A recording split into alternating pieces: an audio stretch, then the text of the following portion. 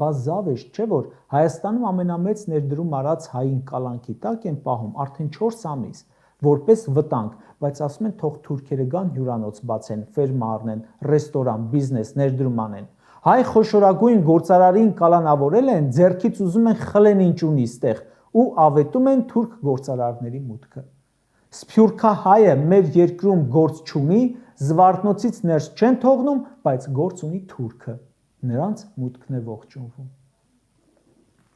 Պապոյանից բացի այլ թրքասեր նախարարներ ունենք։ Թորոսյան Արսենն էլ օրերս Թուրքիայի ընտանիքի եւ սոցիալական ծառայությունների նախարարին էր հանդիպել ու քննարկել սոցիալական ոլորտի հարցերը։ Չեն մասնավորեցրել, բայց արդեն մտահոգություն ունենք, որ քննարկել են թուրք գործարարների գալուց հետո հայ գործազուրկների աշխատանքով ապահովելու հարցը։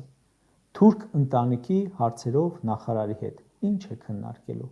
Վախենում եմ մտածել։ Կարելի է ՔՊԱ-ականներին, թուրքական ժպիտներով ուրախացած ցանկացած մեկին հարց տալ։ Էդ դուք միշտ եք այդպես մտածել, այդպես ոգևորված եղել։ Օրինակ Գևորգ Պապոյանը, որ ՀՀԿ երիտասարդ ակտիվում էր, երիտասարդականի, իր այդ մտքերը երբևէ կիսվել է իր նախկին կուսակցության ընկերների հետ։ Կամ եթե ժամանակին այդպիսինը չէիք, այդ պարտադիր 5000 երեխու գլուխելուտ էին, որ սենց մեծ սիրով լծվեիք, մի տեսակ, եթե հայ ես, հակառակ ռեակցիան չէ պետքա մոտդ առաջանա։